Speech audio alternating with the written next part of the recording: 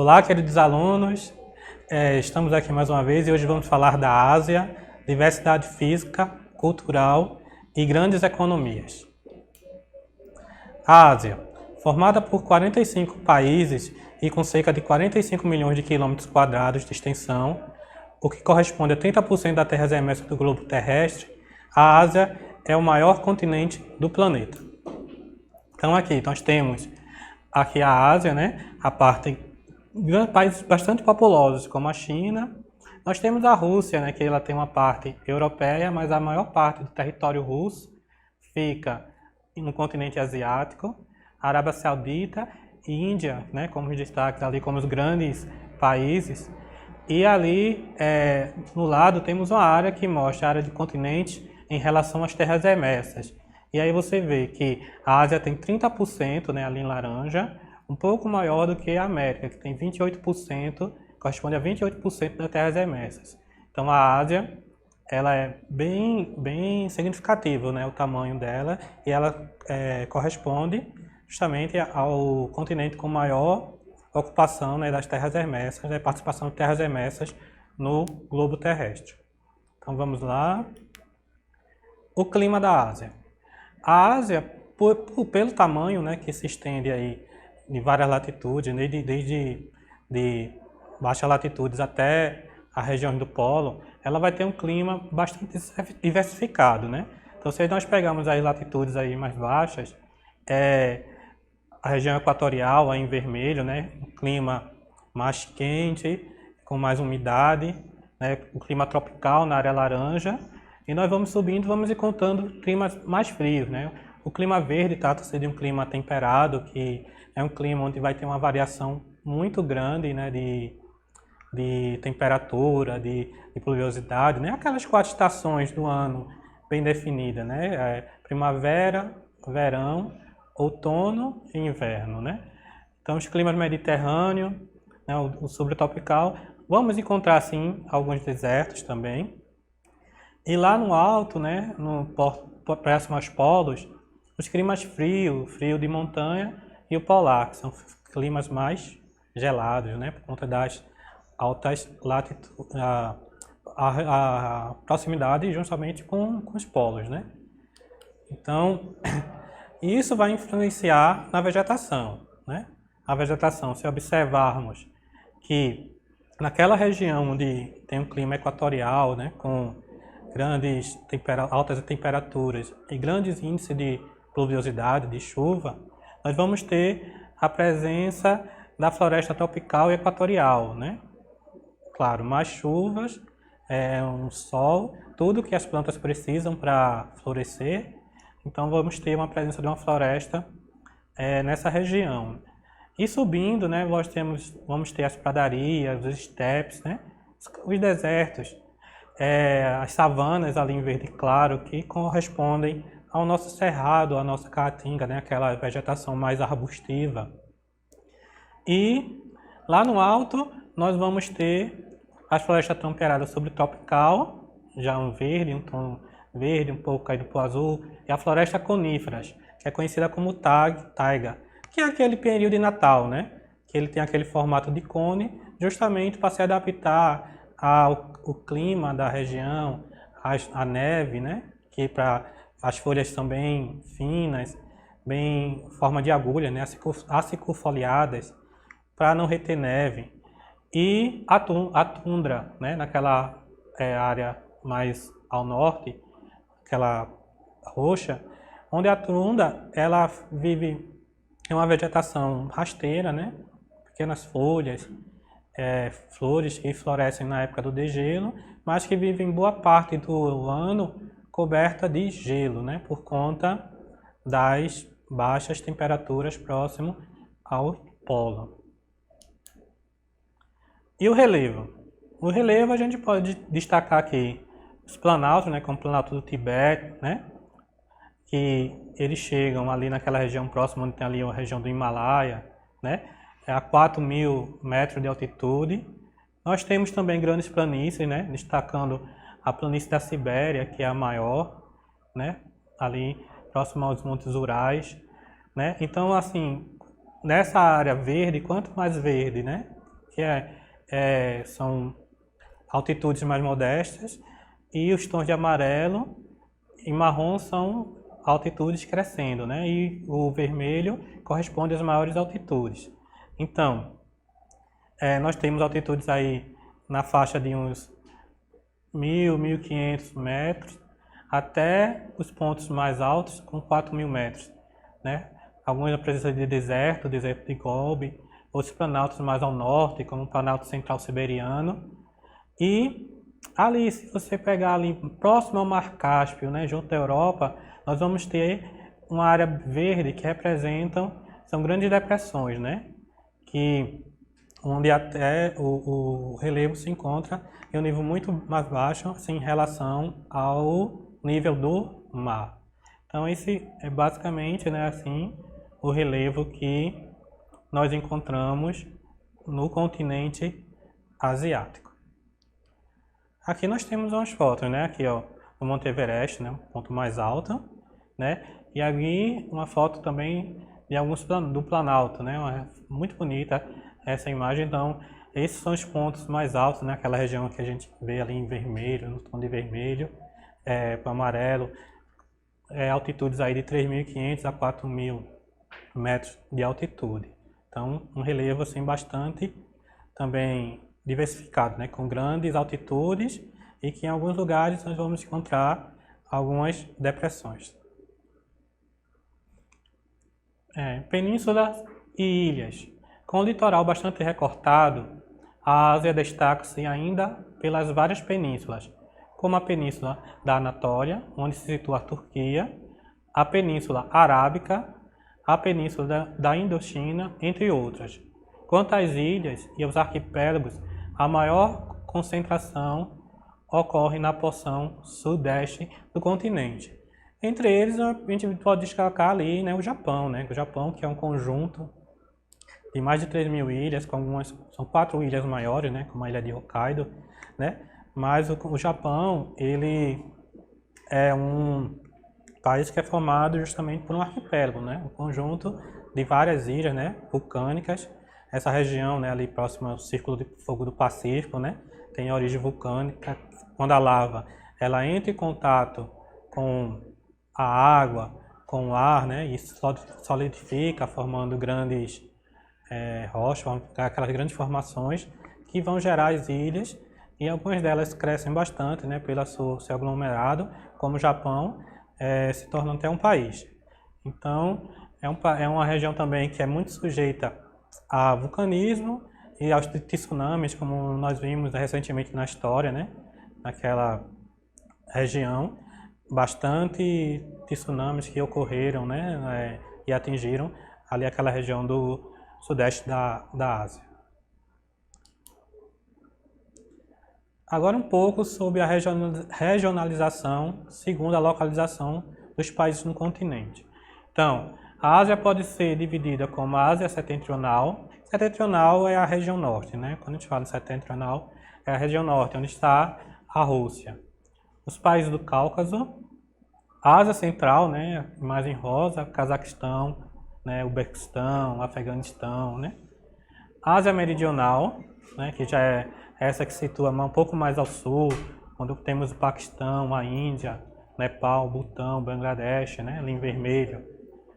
A Ásia de Sudeste, então essa área verde, que tem o Camboja, Malásia, Indonésia, né, também ali é um conjunto de ilhas que a gente pode ver, né, Filipinas, né, então essa região do Sudeste.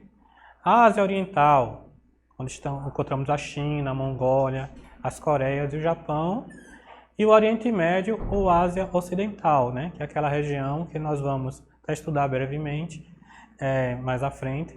A Arábia Saudita, o Irã, o Iraque, a Síria, para falar alguns países mais conhecidos. Então, é uma regionalização que se faz levando-se em consideração também a sua posição dentro do continente, né, em relação a sua posição dentro do continente, né? Porque aí você vai também, quando estudarmos a fundo, perceber que existem muitas diversidades em relação à localização também, até por influência do clima, né? Da localização, pela coisa do clima. Então, essa seria a regionalização segundo a localização dos países no continente. Ásia. Tensões e conflitos e intolerância, né? Bem, era normal de se pensar que dentro de um continente desse tamanho houvesse bastante diversidade, e existe. Bastante diversidade étnica, bastante diversidade de credo, né? Então, assim, por exemplo, como a gente não pode falar, por exemplo, em apenas uma religião cristã, né, aqui do Brasil, nós não podemos falar, por exemplo, em uma única religião, como a islâmica, no continente asiático, né? Então, existe dentro do próprio islamismo várias outras designações, como xiitas, sunitas, né? Então, mesmo depois, né, que a Ásia ela começa aquele processo de descolonização, né, de sua independência, ela não vai ficar livre dos conflitos, né, por conta desses problemas segregacionistas, né, por conta do racismo, por conta da intolerância religiosa, né. Então a gente vai ter muitos problemas relacionados a isso. E aqui a gente pode ver dentro do mapa algumas áreas de tensões ali entre Afeganistão e Paquistão, que vão desde instabilidade política, né, até grandes conflitos como a Coreia do Norte e a Coreia do Sul, né, que nós tivemos guerra, né, na Coreia do Norte e Coreia do Sul, muito no contexto da Guerra Fria, né. Na área mais rosas ali, temos Camboja, né, Tailândia, aquela região, são litígios fronteiriços, né, briga por território, por espaço, né. Então, são vários tipos de conflitos que vão surgir, né, a crise política no Nepal, né, temos a questão da Caxemira. Então, são várias questões, brigas por território, que vão ser também muito determinantes para que essa região ela tenha uma grande tensão política, tensão geopolítica, por conta desses conflitos. E a diversidade cultural? Aí, como eu falei, né, a gente tem uma grande diversidade cultural e religiosa dentro desse continente, né? Nós temos aqui a área em rosa, né, uma grande ali, próximo à Índia, né, uma grande presença, né, do hinduísmo, né? Nas áreas aqui de rosa mais escuro, confucionismo, taoísmo, né? Para citar alguns, né, presença do judaísmo, aquela região ali no Oriente Médio, né? Temos o islamismo sunita, o islamismo xiita, né? Também a presença do catolicismo, tanto do cristianismo, tanto católico como protestante, como ortodoxo, né? São as áreas em verdes, tons mais verdes ali em Moscou, como a gente vê ali na Rússia, né? Na parte da Rússia. Então, essa mistura, né, também dessa diversidade cultural, ela, quando parte, né, para a questão da intolerância religiosa, ela acaba gerando também muito conflito, né? Ela vai alimentar até os outros tipos de conflitos, né, de ordem política, econômica, de disputa de terra, então, de áreas de influência. Então, essa diversidade cultural ela é muito rica, mas por vezes alimenta também muitos conflitos. Desigualdades socioeconômicas. Aqui a gente pode ver, né? A gente pegando por base a taxa de mortalidade de crianças de 0 a 5 anos por 1000 nascidos vivos, né? É uma boa noção que nós temos realmente do próprio desenvolvimento do país. A gente tem ali as áreas amarelo mais clara de menos de 5 até entre 5 e 10, né? Como a gente pega ali na Rússia. Na área laranja entre 10 e 20, né? Mas nós temos casos críticos, como na Índia, como no Paquistão, Afeganistão, né? Essas áreas mais escuras, com mais de 40 mortes, né, por nascidos vivos, né, a cada 1000 habitantes. Né? Nas áreas vermelhas, entre 30 e 40. Então, o que isso quer dizer? Isso quer dizer que há uma carência em algumas dessas regiões de investimento social, né, na área de saúde, na área de promoção à saúde, né, para que diminua esses números.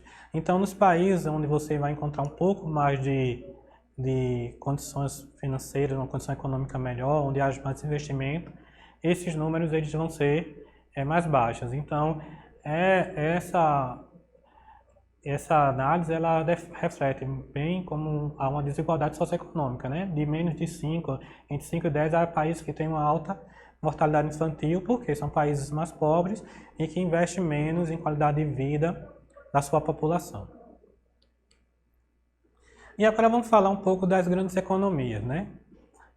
O Japão, que é um país marítimo e potência mundial. Localizado em um arquipélago do hemisfério norte, o Japão está em uma zona de média altitude no extremo leste da Ásia. Então nós temos o Japão, que foi um país, né, que ali entre 1868 a 1912 viveu a Era Meiji, né, grandes investimentos, né, quando da industrialização, né, onde surgiram os grupos, né, os Zaibatsu, né, que formaram grandes conglomerados, né, industriais e que, né, sofreu, né, no período da Segunda Guerra, mas que até por influência dos Estados Unidos, né, que fez grandes investimentos, né, na época da Guerra Fria para tirar o Japão, né, de qualquer influência que pudesse sofrer da União Soviética.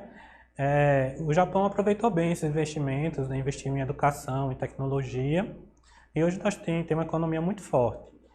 Algumas marcas muito conhecidas nossas, né, como a Honda, por exemplo. O Japão ele tem aqui um parque industrial bem diversificado, como vocês podem ver, e também, mesmo sendo um país de origem vulcânica, né, com solo de geologia de origem vulcânica, ele ainda possui algumas plantações, né, ela consegue fazer na agricultura, né, alguma área de criação e de plantação, né? Então o Japão é um dos principais países do continente asiático. Os tigres asiáticos, né, Singapura, Hong Kong, Taiwan e Coreia, né, os tigres asiáticos se destacam pelo desenvolvimento social que acompanha o crescimento econômico, o que não ocorreu nos demais países de industrialização recente. Foram países que se industrializaram muito rápido, até por isso, né, foram receber esse nome de tigres asiáticos, né. Também por influência, né, do capitalismo do Ocidente, né, na época da Guerra Fria, para tirar esses países, né, e frear o crescimento do socialismo nessa região, países que receberam bastante investimento, investiram muito em educação, em tecnologia. Destaque aí para a Coreia do Sul, que é um dos países pequeno territorialmente, mas que ocupa grande parte do comércio internacional, né? Você tem um celular Samsung, ou você com esse produto LG, né? Tecnologia sul-coreana. Então, é um país que é muito voltado para a industrialização e para a exportação de produtos tecnológicos. E a China, o dragão asiático. Berço de uma das mais antigas civilizações, a China é um dos países cuja economia mais cresceu no mundo nos últimos anos, tornando-se o dragão da economia global. Seu PIB em 2017 foi de 12,2 trilhões de dólares, somente superado pelos Estados Unidos, 19,4 trilhões de dólares. A China ocupou, né, recentemente a maior parte do comércio mundial, fatias que pertenciam a outros países, inclusive, né, superou os Estados Unidos junto ao Brasil como o principal parceiro comercial do Brasil, com importações e exportações. Então a China tem um PIB crescendo vertiginosamente, né, crescendo bastante nos últimos anos. A China é uma das principais economias do mundo e, consequentemente, do continente asiático. E a Índia? A economia indiana é marcada por grande contraste. De um lado, milhões de habitantes vivem em condições de vida precárias e, do outro lado, centros universitários de alto nível possibilitam que o país se destaque na produção de tecnologias avançadas. Então, a gente viu há uns quadros atrás, né, nos slides anteriores, que a China tinha uma alta taxa de mortalidade infantil. E aí? Como é que é isso, né? A China com a alta taxa de mortalidade infantil, mas um dos países que é um dos países de maior crescimento, né? Inclusive nos BRICS, né? Ela é ressaltado que deveria ter um dos maiores crescimentos do PIB no mundo. É um país de alta tecnologia, né? Que está aqui com seu parque industrial entre os 10 principais do mundo. grandes investimentos em ciência e tecnologia que abriga assim, mão de obra, né, de outros países, né, como os Estados Unidos. E como é que acontece isso, né? Universidades, né, de ponta. Então, há um grande contraste nisso, né? É uma economia grande também, mas que é para poucos ainda. Falta mais distribuição de renda, falta mais desenvolvimento social para que esse crescimento, né, da Índia, né, o desenvolvimento, a economia da Índia atenda melhor a toda a sua população. Então é isso, queridos alunos. Aqui nós vimos, né, um pouco aqui do continente asiático, brevemente. Tinha muita coisa para falar mesmo, né? É um continente de bastante diversidade, um continente bastante importante pela influência dos seus países nessa economia, né? Pela sua influência também na cultura, né, sua diversidade cultural. Mas nós conseguimos ver aqui brevemente, né? Vocês vão aprofundar um pouco mais aí nas suas casas. Eu espero que vocês tenham gostado. Um abraço e até a próxima aula.